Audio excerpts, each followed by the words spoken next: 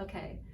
So Clark, I know that you ran into a difficult situation when you were on a supervisory visit with a physical therapist. Can you talk to us about it? Sure. As Colleen said, it was a supervisory visit, and this was a patient known to the therapist, and the patient would often leave the front door open, and it was common practice to knock and walk in. As we followed that practice, we walked into the home, and it was dark and a little dimly lit, and the patient was lying down on the couch. We announced ourselves and began to start the normal questioning that would go on with the beginning of a visit, and at that point the patient wasn't responding. From my vantage point, I then indicated to the therapist that something didn't seem right and we needed to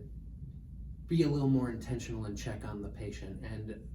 upon doing so, the therapist found that the patient was unresponsive. We then both switched into that urgent crisis mode, and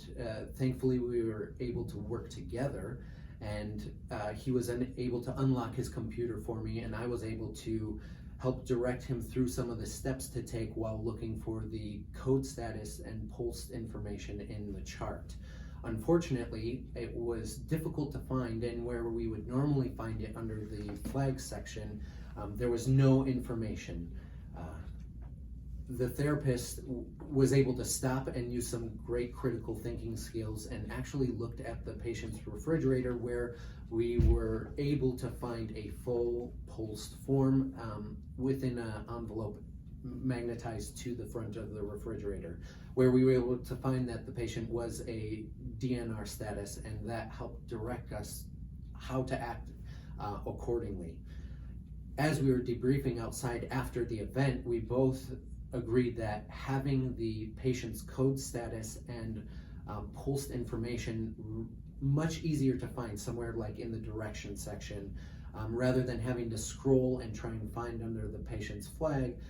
would have been much more beneficial, and we would have been able to put down the computer and act quicker and transition into the next stages of care, and that would have allowed us to not have to think through some things that in that critical situation, having that information directly at the top where it was be easily and readily able to find.